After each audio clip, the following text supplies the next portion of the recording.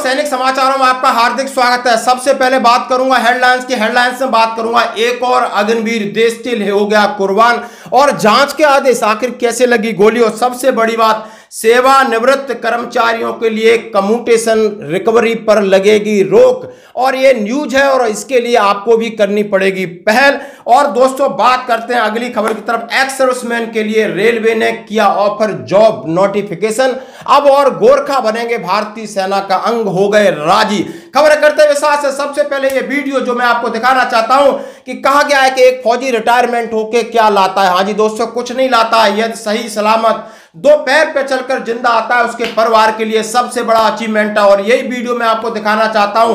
कोई तो तिरंगे में लिपट के आता है, कोई तिरंगा हाथ में लेकर आता है, और यही हमारे लिए सबसे बड़ा अचीवमेंट है कि हम अपनी नौकरी सही सलामत करके अपने परिवार के साथ आ गए। बाकी जो भगवान देगा हम उसमें सुकून करेंगे, और ये है सेलिब्रेशन। बात कर रहा हूं अग्निवीर की। हाँ जी दोस्तों, एक और Agniveer 3 para special force battalion Srinagar के अंदर गोली लगने से हुई मौत, और उसका नाम है जितेंद्र सिंह तनवर, राजस्थान अलवर के रहने वाले। उनका अंतिम संस्कार कल उनके पैतृक गांव में किया गया। लेकिन बीच में सवाल उठ रहे हैं, इस अग्निवीर को आखिर गोली क्यों लगी। कई खबरें कह रही हैं कि सर्च ऑपरेशन के दौरान गोली किसी आतंकवादी ने चलाई थी, लेकिन कहीं ना कहीं असमंजस की स्थिति है। क्यों सेना ने कहा कि हम जांच के आदेश दे रहे हैं, इसकी जांच चाहिए, आखिर जांच की जरूरत क्या पड़ी। उन्होंने कहा the Indian army is carrying out the investigation to establish the exact cause of the death in paratrooper Agniveer Jitendra Singh Tomar. The soldier lost his life yesterday in Srinagar where he was deployed as part of the 3 para special force battalion. His last rites were performed in village Alwar Rajasthan. उन्होंने कहा कि है कि आखिर गोली कैसे लगी, हम उसका इन्वेस्टिगेशन करेंगे। हाँ जी दोस्तों, हम सम्मान करते हैं इसकी बहादुरी का, सम्मान करते हैं इसकी शहादत का। उम्र सिर्फ 20 से 21 साल है। इसके घर के माता पिता के ऊपर क्या गुजर रही होगी। आप देख सकते हो कि सेना के अंदर कितना बड़ा त्याग होता है। इससे बड़ा त्याग कोई हो सकता है। इसीलिए मैंने कहा कि एक वीडियो देखा कि सही सलामत घर आ गया, ये बड़ा अचीवमेंट। और ये तो बेचारा गया ही था 4 साल के लिए, 2 साल में ही ये तिरंगे में लिपट के आया। ये है सेना की असली लाइफ। इसके ऊपर बहुत सारा अपवाद बना हुआ है। सरकार कहती है ठीक है, विपक्ष कहता है ठीक नहीं है, सेना कुछ कहती है ठीक है, ठीक नहीं के बीच में ये शहादत और शहीद शहादत ये तो किसी के लिए भी हो सकती है, चाहे आप अग्निवीर हो, चाहे आप दूसरे हो, चाहे अफसर है, चाहे जैसे हो, जवान है। ये सेना का पार्ट है दोस्तों, याद रखना होगा। बढ़ते अगली खबर की तरफ। सबसे खबर जबरदस्त कर जिसका आपको करना होगा समर्थन, और जो है सेवानिवृत्त कर्मचारियों के कम्यूटेशन पर रिकवरी पर लगी रोक।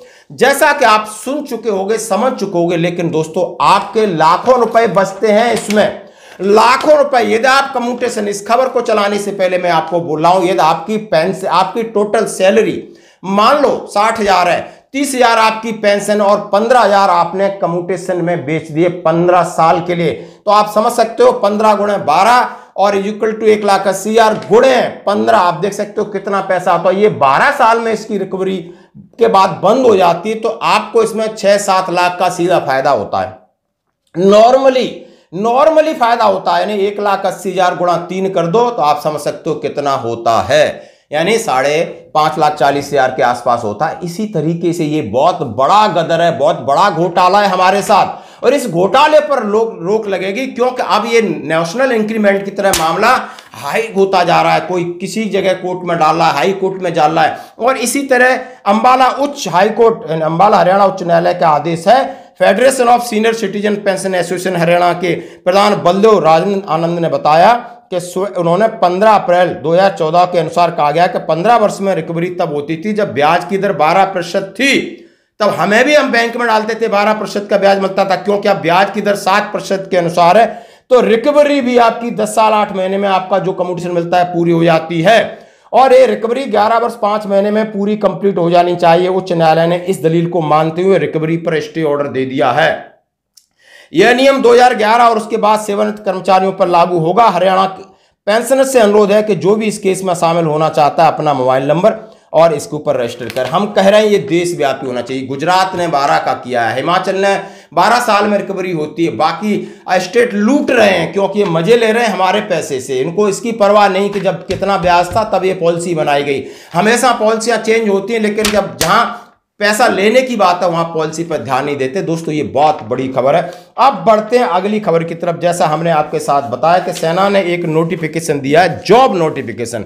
यदि आप एक्स सर्विसमैन हैं तो 259 जॉब है रेलवे में गेटमैन की, और ये 25/4/2024 का नोटिफिकेशन है। Engagement of ex serviceman as gateman in engineering gates Salem divisions के, एक ही डिविजन्स हैं, त्रिपुर ये है सदर्न साइड के हैं, आप देख सकते हो। उसमें उन्होंने एलिजिबिलिटी क्राइटेरिया दिया है कि आपकी कम से कम 15 साल सर्विस होनी चाहिए था। मेडिकल क्राइटेरिया दिया है, एज आप 50 साल से ऊपर के नहीं हो सकते। Procedure of recruitment of ex serviceman दिया है, ट्रेनिंग किस तरह होगी, मंथली आपको कितना पैसा मिलेगा। तो उन्होंने बोला engagement will and full time contract basis of remuneration will be monthly basis comprising the basic pay, dearness allowance, transport allowance, house rent allowance, swimming around of 30,000 depending on place of posting, dress allowance 5,000 per annum where ever applicable. कहाँ कहाँ आपकी posting होगी, general conditions क्या क्या होंगी, और सारी चीज़ें आपको दिया है। यदि किसी को चाहिए तो मेरे नंबर पे या सैनिक जीवन पेज पे आपको मिल जाएगा।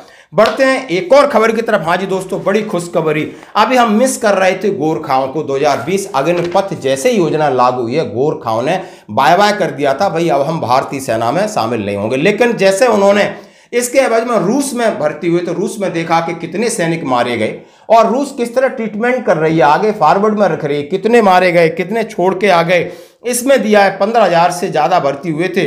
19 गोरखा रूस यूक्रेन वार में मारे गए और कईयों ने माननीय प्रधानमंत्री जी से भारत के मदद की गुहार लगाई कि हमें यहां से निकाल लो, हमें नहीं करनी ऐसी नौकरी, अब हम भारतीय सेना में जाने को तैयार हैं। जैसा कि भारतीय उनके जो विदेश मंत्री उन्होंने इस बात पर कहा है। नेपाल के प्रधानमंत्री पुष्पकमल दंड पिछले साल भारत यात्रा पर आए थे, उन्होंने माननीय प्रधानमंत्री के सामने ये मुद्दा उठाया था, लेकिन कोई समाधान नहीं निकला। लेकिन नेपाल के विदेश मंत्री नारायण काजी श्रेष्ठा ने खुलासा किया है कि नेपाली गोरखा युवा रूस की सेना में भर्ती हो रहे थे और इस तरीके से उन्होंने अब कहा है कि मैं वहां नहीं हूँगा, भारत के साथ में सर्विस करने चाहते हैं। आगे किस तरह बात बनेगी, क्या क्या कंडीशंस थी, वो आगे देखने वाली बात है। दोस्तों आज की खबरों में इतना ही, बने रही हमारे साथ, धन्यवाद।